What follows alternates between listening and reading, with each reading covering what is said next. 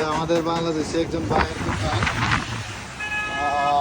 আমাদের আমাদের বৃহত্তর সিলেটি ভাই এগুলা ওই যে ওনার মুরগির দোকান। উনি আমার একজন খুব ভালো খুব ভক্ত, ওই যে আমার ইউটিউব দেখতেছে,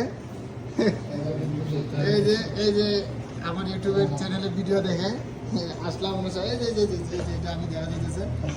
ভাই কি অবস্থা, ভালো আছেন? এই তো আলহামদুলিল্লাহ ভালো। তবে এই সপ্তাহে যাইবো মাছ ধরা। মাছ ধরা দেবে? মাছ ধরা যাইবো, খাওয়ান দাওয়ান বানাইয়া মাছ ধরা যাইয়া মনে করেন যে ওনার সাথে একবার মাছ ধরা গেছিলাম, এই যে মাছ ধরার ভিডিও দেখতেছি। সৌদি আরবের অবস্থা কিরকম? উদারের অবস্থা আগের মতো নাই, অভাব আর অভাব।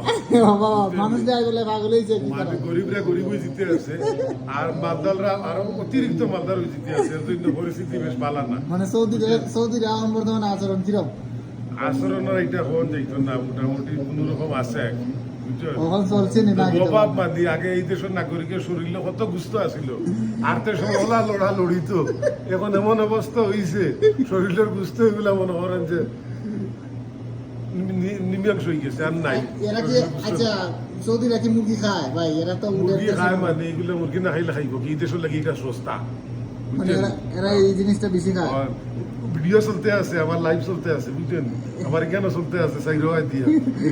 তুমি আইলে মাস্টার যে মুরগি জালা নাইতেছি পাবলিক রে দিয়া, আবার শুটকি মাছ আনাইতেছি, বড় বড় বাইং মাছ আনাইতেছি, বাইং মাছের শুটকি, গাগলা মাছের শুটকি কইলা। ওহন এই সপ্তাহ যাইতে নি হতে মাছ মারা নাকি? এই সপ্তাহ আগামী সপ্তাহে যাইব গিয়া, আশা করছি যাইব গিয়া, যা হওয়ার হইব আল্লাহ একশো করে যাইব গিয়া।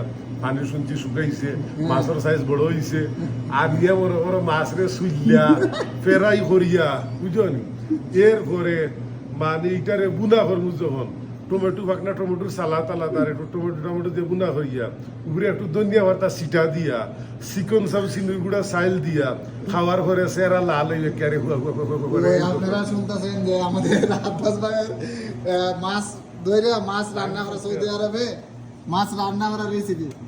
তো এটা স্বাদটা কিরকম হয়? স্বাদটা মানে তাজা মাছ তো, রৌদ্রের মাছ, অন্যরকম একটা স্বাদ, মানে খাওয়ার মতো না, মনে হচ্ছে যে খাসির মাংস দিয়ে খাইতে আছে।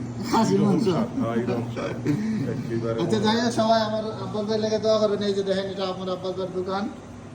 খুব ভালো একজন মানুষ, বৃহত্তর সিলেটের মানুষ, খুব ভালো মন মানসিকতার মানুষ।